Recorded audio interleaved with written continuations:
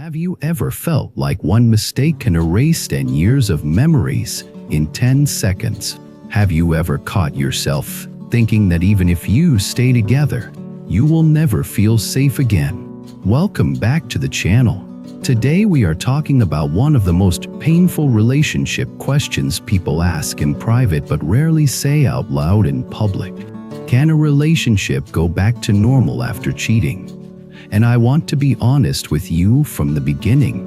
The goal should not be going back to the old normal, because the old normal is the environment where betrayal happened. The real question is whether you can build a new normal that is cleaner, truer, and actually safe. Two ideas will guide everything we do today. First, cheating breaks trust, but the deeper damage often comes from what happens after the cheating. Whether there is truth, accountability, and repair, or whether there is denial, blame, and pressure to move on. Second, even if the relationship survives, your nervous system will not accept words as proof. Your body will require consistent behavior over time before it relaxes again. So rebuilding is a long practice, not a quick conversation. Let me tell you a story. Because most people do not understand this topic through theory. They understand it through shock, confusion, and the long, slow days afterward. Her name was Claire. His name was Marcus. They were not the couple that everyone expected to collapse. They had jobs, routines, family dinners, shared friends, and the kind of inside jokes that make you believe you have something real. They were not perfect, but they felt solid. And that is why the betrayal hit like an earthquake. When an earthquake hits a weak building, it is tragic but not surprising. When it hits what you believed was strong, your mind breaks in a different way. You start questioning your own judgment. Claire found out in a simple moment, not from a dramatic confession, not from a cinematic scene. It was a notification on a tablet that Marcus forgot was synced. A message appeared, short, familiar, intimate, the kind of words you do not send to a co-worker, a friend, or the stranger, the kind of words that belong inside a committed relationship. Claire stared at the screen and felt her body go cold. Her first thought was that it had to be a misunderstanding. Her second thought was that she was being stupid for hoping it was a misunderstanding. Her third thought was the one that made her hands shake. If this is real, my whole life has been happening next to a lie. When Marcus came home, Claire did not scream. She asked one question, calm in tone, shaking inside. Who is she? Marcus froze. Then he tried the oldest move in the book. He asked, "Why are you looking at my messages?" He tried to flip the story so Claire would feel guilty for discovering what she discovered. Claire held her ground. She repeated the question. Marcus tried to minimize. It was nothing. It was just talking. Claire showed him the message. Marcus shifted to a different strategy. He said Claire was overreacting. Claire was too emotional. Claire was making everything bigger than it was. Claire felt something that many betrayed partners describe: a second betrayal, the betrayal of reality. Not only did he betray the relationship, he tried to betray her perception. And that is when she realized that the question was no longer only about the affair. It was about whether this person could be trusted with the truth. That night, Claire did not sleep. She replayed every year of their relationship like a detective searching for the moment the crime began. Was he distant then? Was he hiding his phone then? Was that business trip real? Was that smile real? Were those compliments real? The mind does this because it is trying to restore control. If you can find the origin point, you think you can prevent it from happening again. But the more you replay, the more you hurt yourself. Your brain becomes a courtroom that never closes. In the morning, Marcus tried a softer tone. He said he was sorry. He said it was a mistake. He said it did not mean anything. He said he still loved Claire. He said he wanted the relationship to go back to normal. That phrase, back to normal, sounded like comfort to him. It sounded like a threat to her, because normal now meant pretending. It meant swallowing pain. It meant trusting words again. Claire did not know how to trust words anymore. She asked Marcus for something simple but heavy. Tell me the truth, the whole truth, without blaming me. Marcus hesitated. He gave pieces. He avoided details. He changed timelines. He kept trying to protect his image. Every time Claire asked a direct question, Marcus answered with a vague answer. Claire felt her chest tighten. She realized he wanted forgiveness, but he did not want exposure. He wanted healing, but he did not want accountability. This is where many relationships die, not on the day of discovery, but in the days after, when the cheater refuses the work that rebuilding requires. Claire reached out to a counselor, not to fix Marcus, but to stabilize herself. The counselor told her something that sounded almost too simple. You cannot rebuild trust with apologies. You rebuild trust with transparency, consistency, and time. Claire asked what transparency meant. The counselor said it means the person who cheated stops treating privacy like a shield. They offer access willingly, not as punishment, but as a bridge. They answer questions without turning the betrayed partner into the villain. They accept that the betrayed partner will have triggers. They do not demand quick closure. They accept that their choices created a long repair process. Claire took this back to Marcus. She said, if you want any chance to rebuild, these are the conditions: full truth, full transparency, no contact with the other person, and long-term effort, not a one-week apology tour. Marcus looked offended. He said Claire was controlling. He said she was making him feel like a criminal. He said he already apologized and she should move on if she loves him. That sentence is a red flag with a loud alarm, because love is not proven by accepting deception. Love is not a contract that cancels accountability. And demanding that someone move on quickly is often a way to avoid the discomfort of repair. Claire decided to separate for a period of time. Marcus reacted with anger, then panic, then sweetness. He begged, he promised, he cried.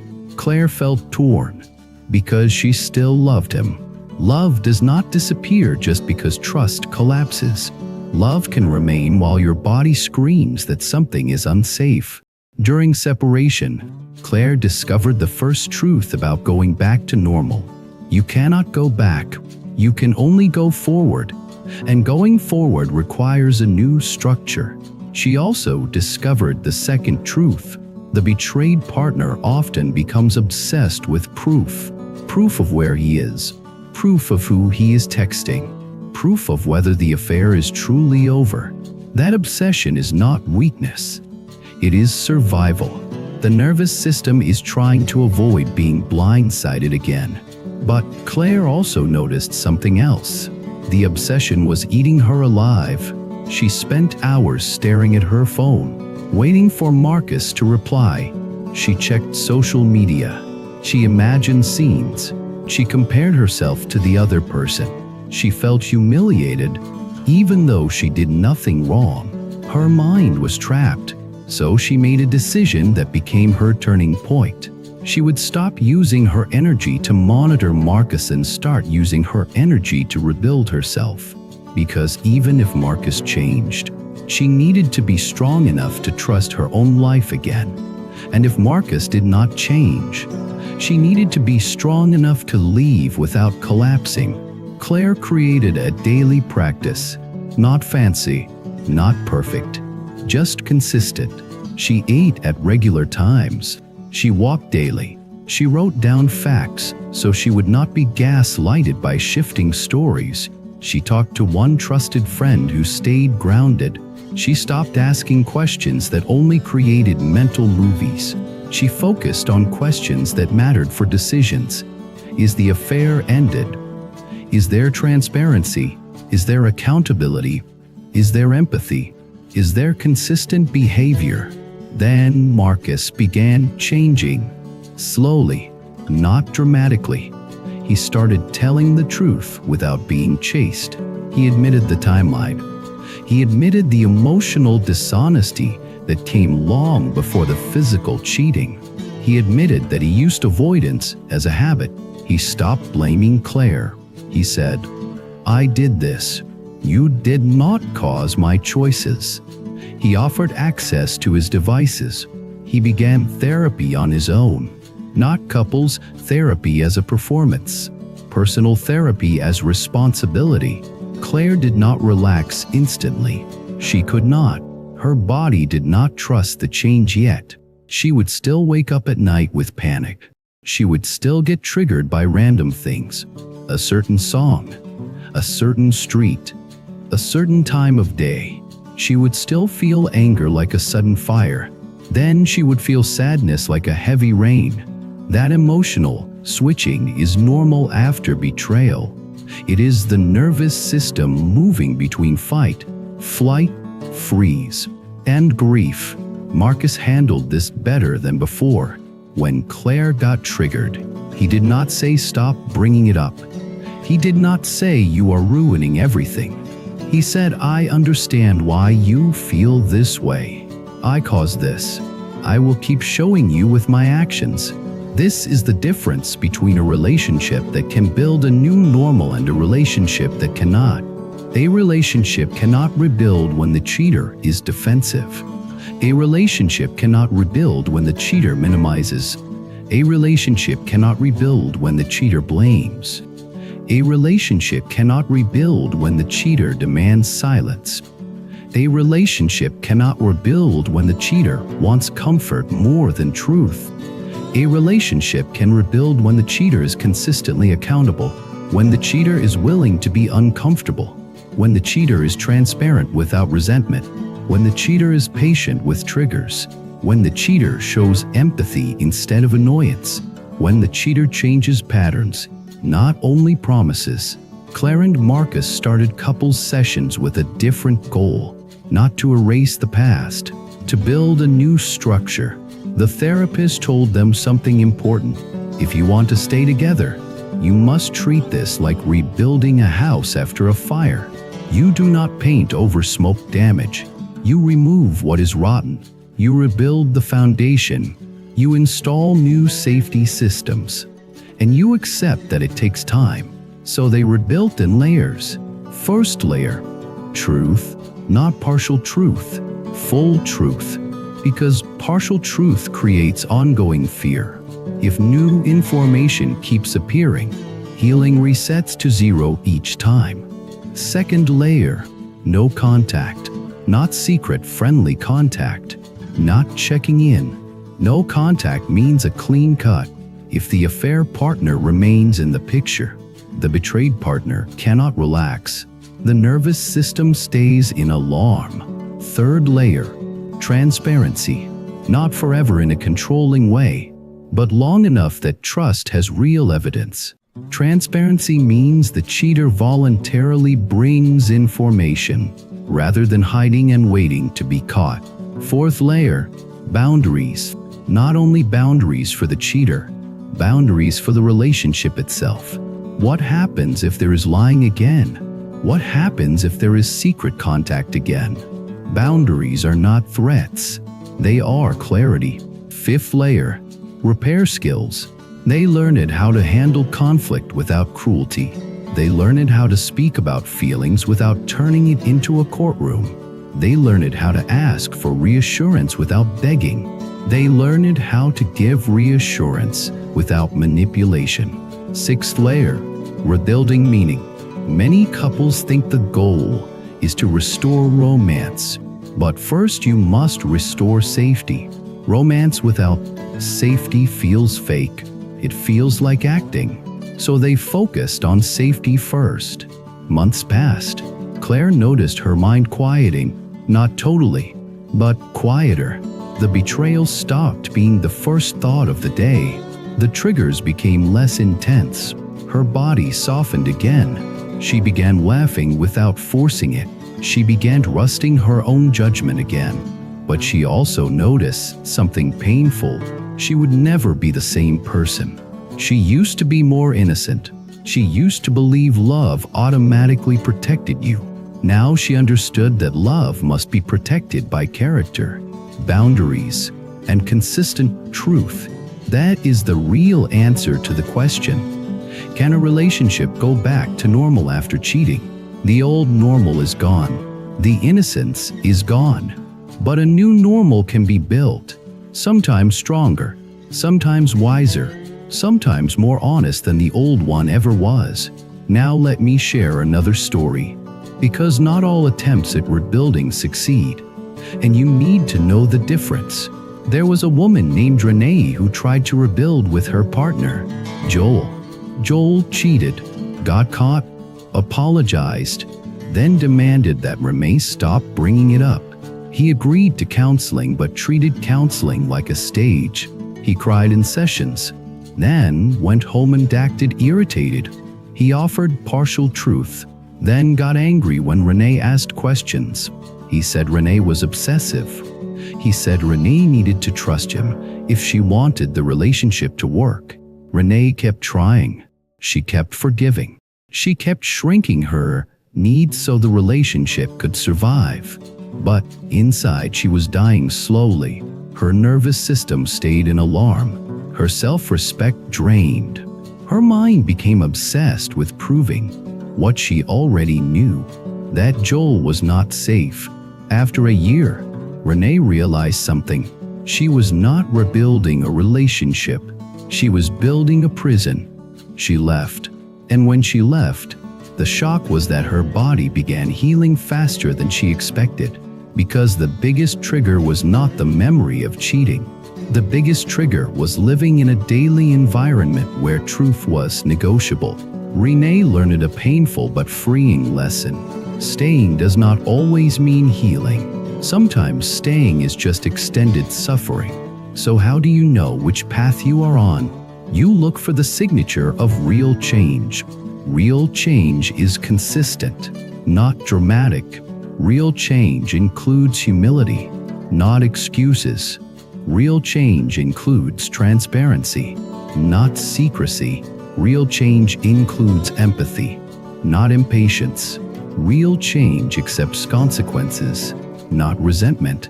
Real change lasts months and years, not days. If you do not see that, the relationship is not rebuilding. It is repeating. Now I want to talk about the betrayed partner for a moment, because many people focus only on what the cheater must do, but the betrayed partner also has work, not because they caused the betrayal, but because they deserve freedom inside their own mind. After betrayal, your mind can become addicted to scanning. You scan tone, you scan timing, you scan phone habits, you scan facial expressions. This scanning keeps you safe in the short term, but it also keeps you stuck in the trauma response long term. So part of healing is learning how to return to your own center. You learn to separate facts from stories. Fact: this happened. Story: I will never be safe again. Fact: trust was broken. Story: I am foolish forever. Fact: my partner made a choice. Story: I am not enough. Those stories feel true in pain, but they are not truth. They are wounds speaking. You also learn to stop chasing details that only create mental torture. If you rebuild, you need enough truth to understand the pattern and protect your health. But you do not need every image your mind can use to punish you. And you learn a deeper skill. You learn to set boundaries without guilt. If you stay, you set boundaries for rebuilding. If you leave, you set boundaries for contact and closure. Either way, boundaries protect your dignity. Now, A lot of people ask about forgiveness. Should I forgive? Do I have to forgive to heal? Will forgiveness make it go back to normal? Forgiveness is often misunderstood.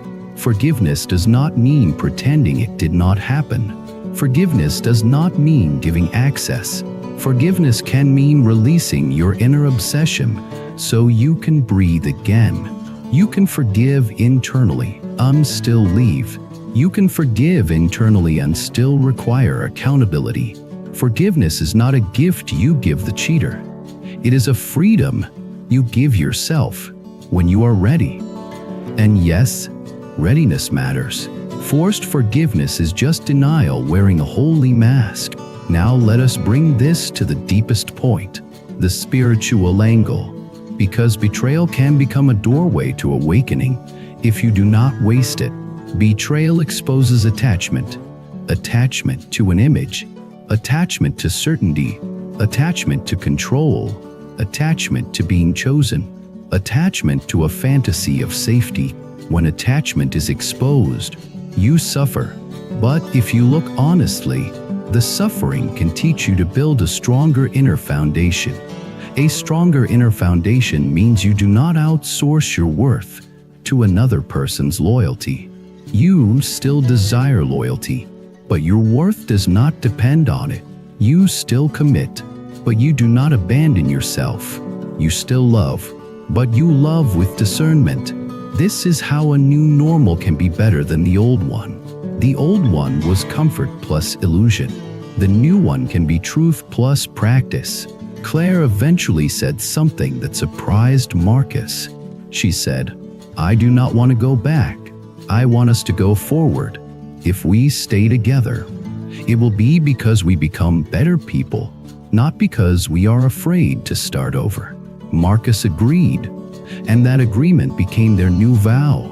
Not a vow to never feel pain, a vow to live in truth. Now I want to speak to you directly, because you might be listening from the middle of betrayal, and your mind might feel like it is on fire. If you are asking whether things can go back to normal, let me give you the clearest answer I can. The relationship can survive cheating only if there is radical honesty, sustained accountability, and long-term repair. The relationship can become new and strong only if both people accept that it will be different, and they are willing to build the difference. The relationship cannot heal if the cheater keeps lying, minimizing, blaming, or demanding quick silence. And you cannot heal if you keep abandoning yourself to keep the relationship alive. If you are staying, do not stay on hope alone. Stay on evidence. If you are leaving, do not leave with revenge as your compass. Leave with dignity as your compass. Either way, protect your nervous system. Eat, sleep, move, breathe, and speak to someone grounded. Your mind needs stability to make wise decisions. Now I want to close with a reflection that many people need to hear. Cheating does not only test love, it tests self-respect. It tests boundaries. It tests whether you will confuse intensity with intimacy. It tests whether you will accept words instead of actions. It tests whether you will keep your heart open without letting it be used. If you learn the right lessons, you do not become cold. You become wise. If you learn the wrong lessons, you do not become protected. You become bitter. So the real question is not, can we go back to normal? The real question is, can we build a new normal that is honest, stable, and worthy of our lives? Now I want to invite you to share your thoughts. Have you ever tried to rebuild trust after betrayal? And what was the hardest part? The triggers, the fear, the shame, the anger, or the uncertainty? And if you are in it right now, what do you need most? Clarity, boundaries, time, or support? Leave a comment if you feel comfortable. Someone reading might feel less alone. If this video helped you, subscribe to the channel, like the video, and share your thoughts in the comments so more people can find this conversation. And if you want to support the channel in a deeper way, consider joining the membership so we can keep making long-form content that turns confusion into clarity and pain into wisdom. Thank you for being here with me today. Protect your dignity, choose your next step with calm, and I will see you in the next video.